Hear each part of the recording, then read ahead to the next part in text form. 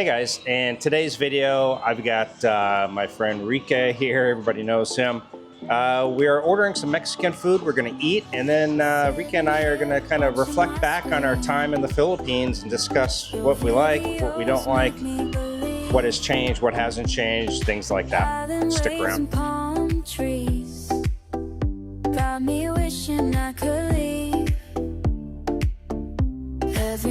So I got the fish tacos, which I've had before, got 2 of those, and then the carnitas, which are also very, very good.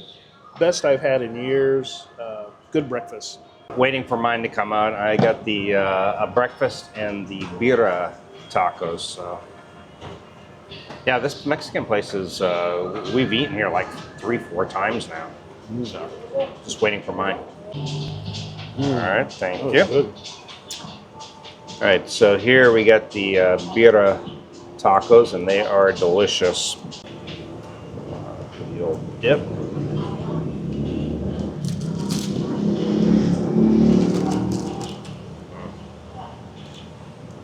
So good.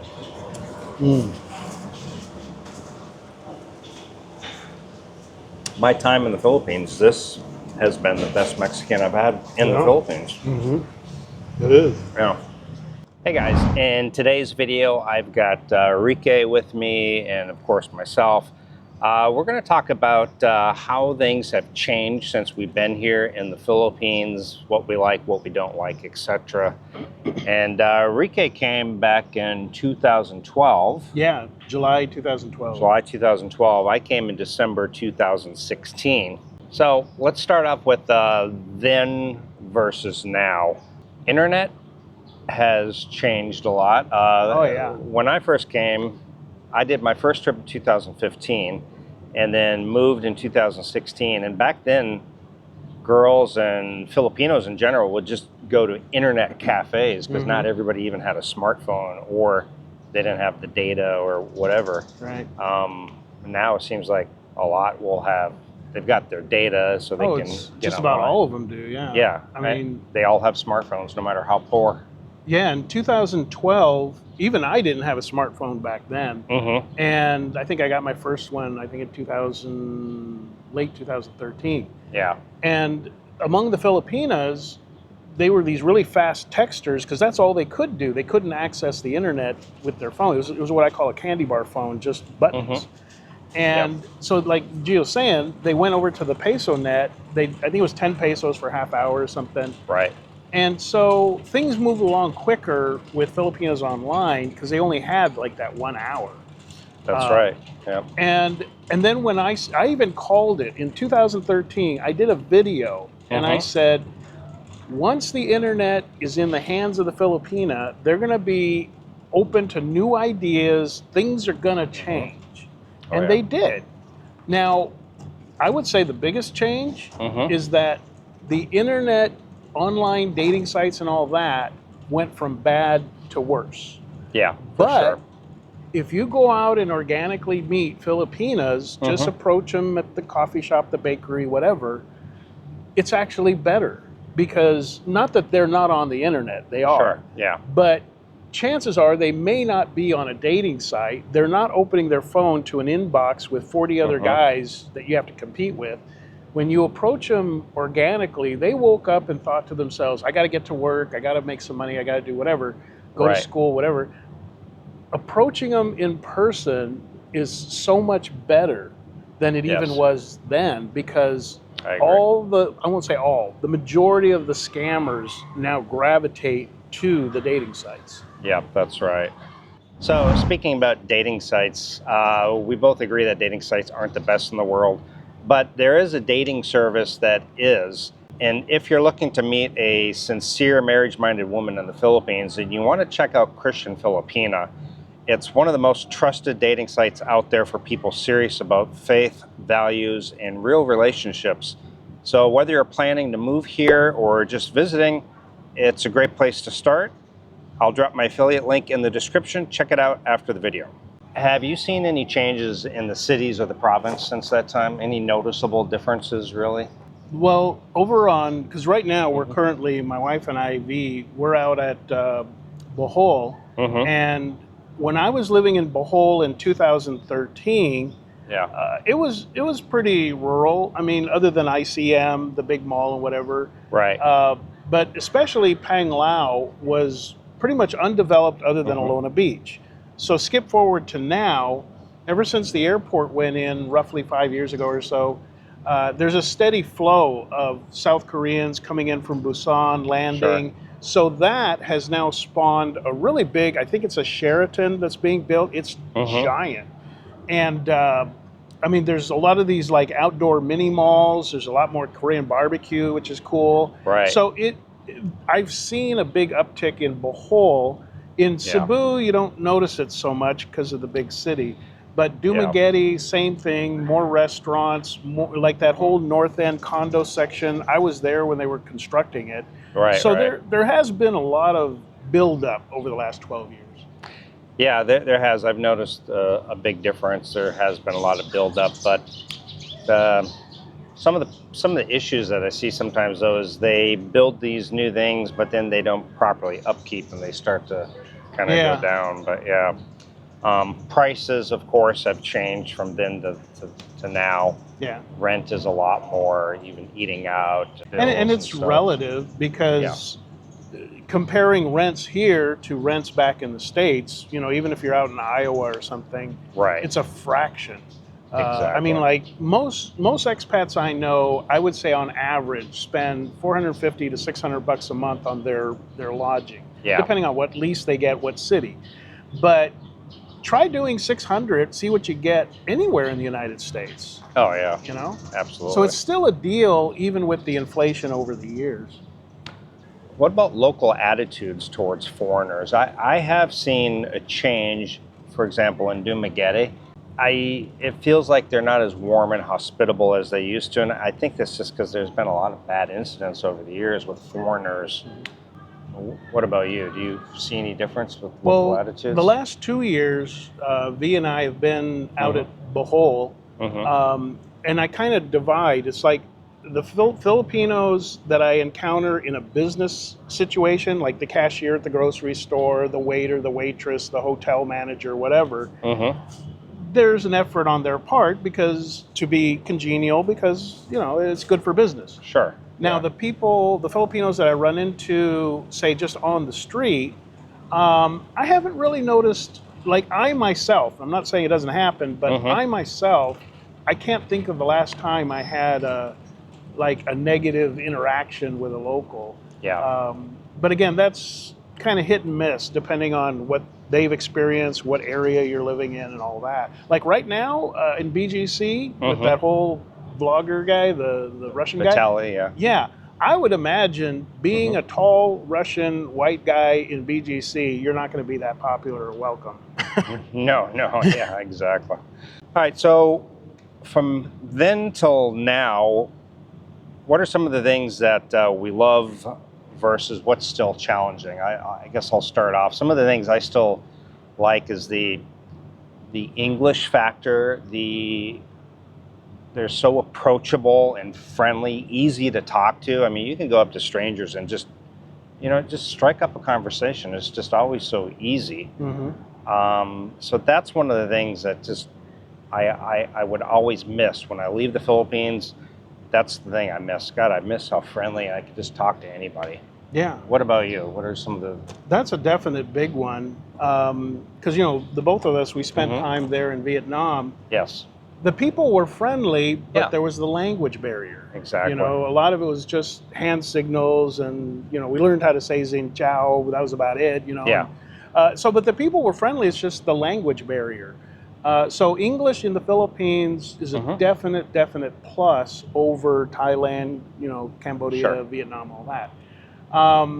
And also, when I'm in California, if I go to the Walmart or whatever, I just don't talk. I don't approach other customers because in the times that I did, as soon as I just calmly walk up to them and I want to just ask them something, you know, like what time is it or where can I find whatever. As soon as I approach them, they like take a step back. It's like this paranoia. It's not a rudeness. It's just like, what do you want from me? Kind of a thing. Whereas here, I mean, literally, it doesn't matter if it's a security guard or some student walking home or the girls coming out of the call center. Yeah. And again, this works into dating as well. But even if Sure. you're not dating, it's a pleasant way to go about your day and just say, oh, hey, hi, or you're waiting in line and it's like you're going to get a coffee or an ice cream. And, just that casual conversation with a stranger, like, hey, pretty nice day today. Yeah, it is. Where are you from, sir? And, Yep. and the politeness thing. Yes. Everybody calls you sir. They call the women ma'am, whatever. Yeah. You just don't get that unless you're like at a 5-star hotel, in the States. It's a very polite society, which I appreciate. What about challenges that really haven't changed over the year?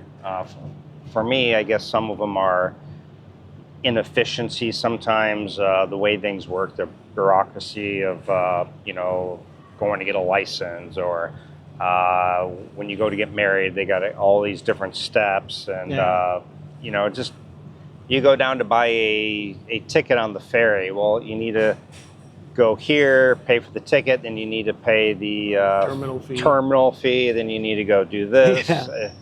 What about you? What are some of the challenges that really haven't changed?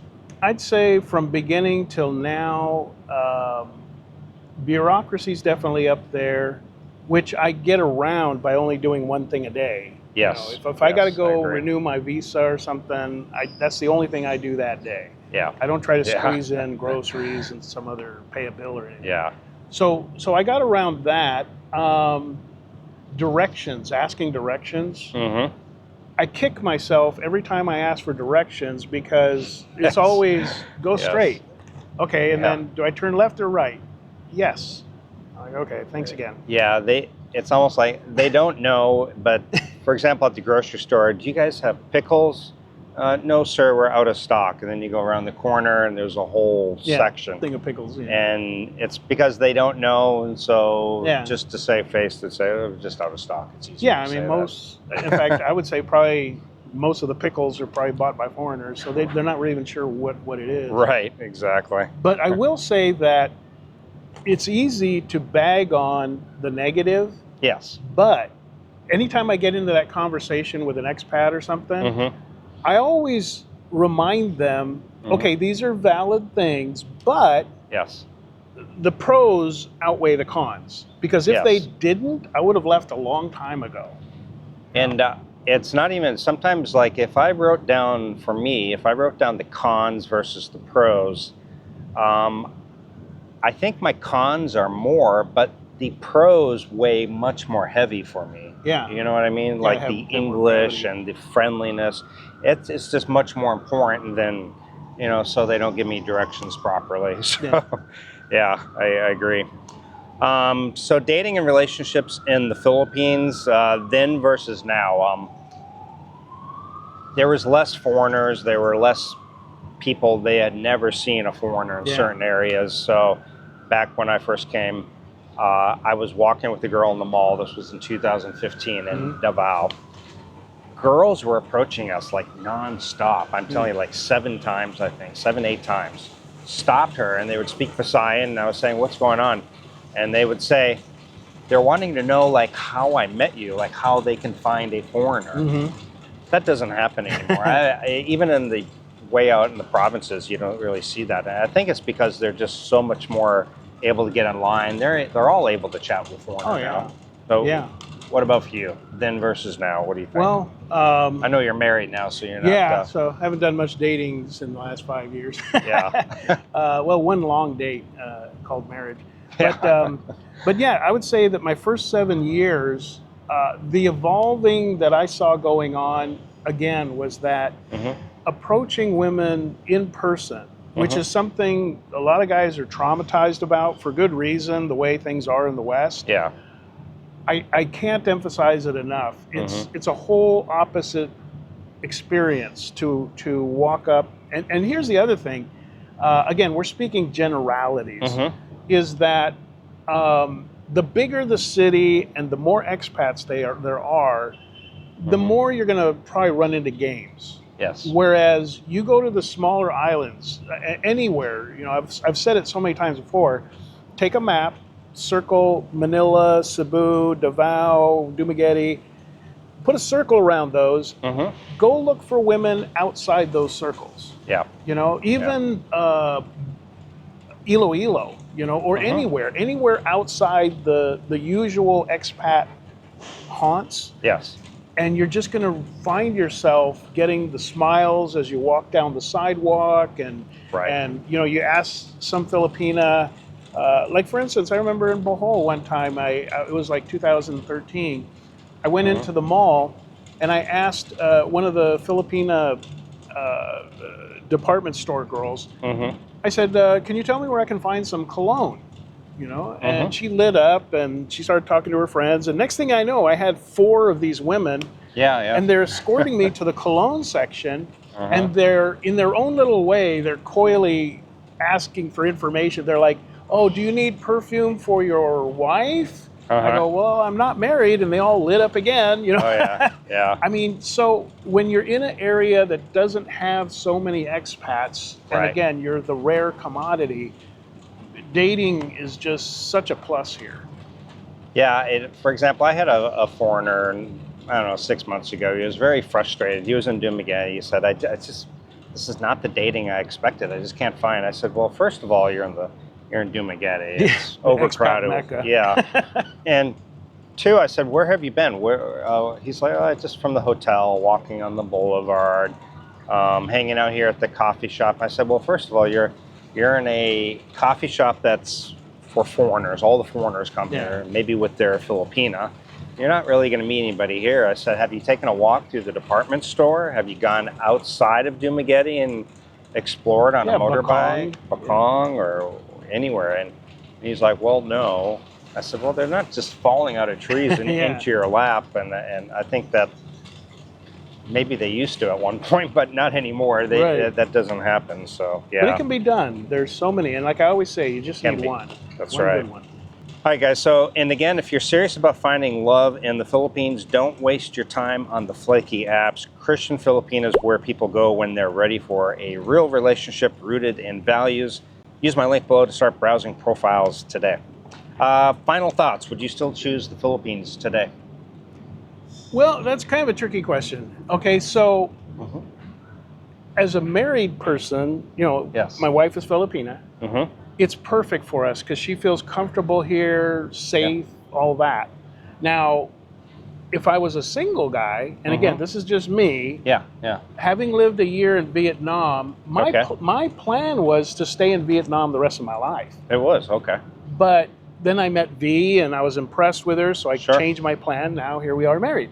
So to answer the question, it's not that I don't like the Philippines, it's just my desire to live in a fully Asian country that speaks zero English, which I find interesting and adventurous. Yeah.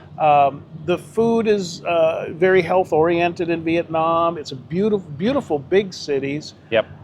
If I was still single, me personally, I probably would have stayed the rest of my life in Vietnam, probably married a Vietnamese woman.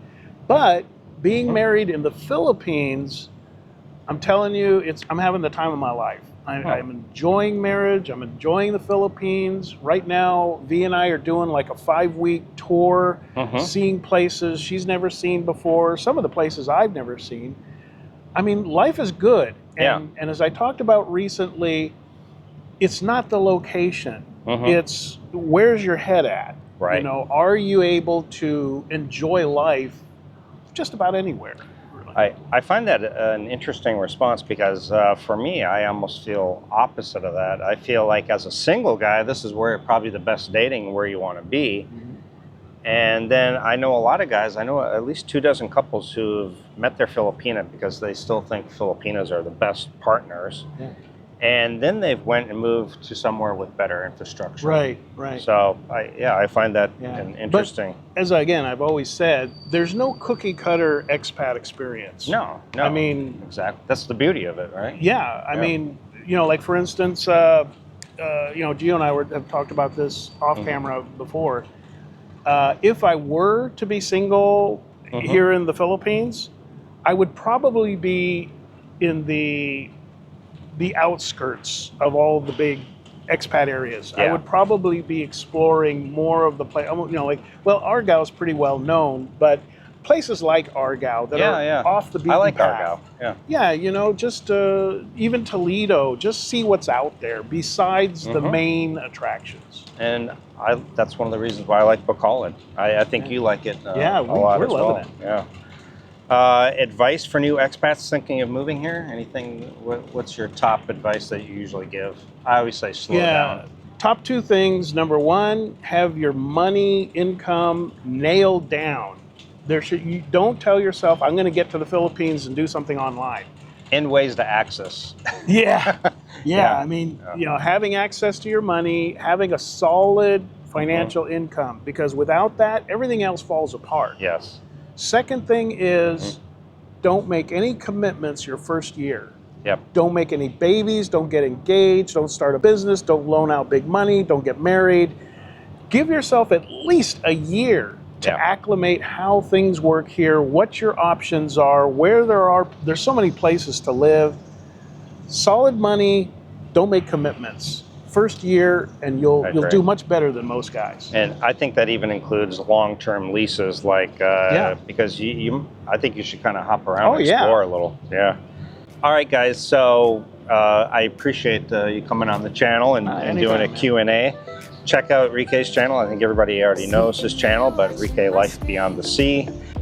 Make sure you guys like this video, comment down below if you have any opinions or thoughts on the matters, and subscribe. And I'll see everyone next time. Ciao.